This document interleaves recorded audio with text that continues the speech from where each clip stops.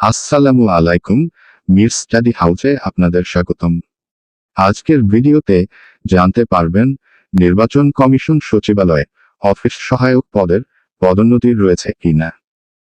পদোন্নতি থাকলে কি কি পদে পদোন্নতি পাবেন সেই বিষয়ে বিস্তারিত জানতে পারবেন। ভিউয়ার্স, নির্বাচন কমিশন সচিবালয়ে অফিস সহায়ক পদের অবশ্য পদোন্নতি রয়েছে।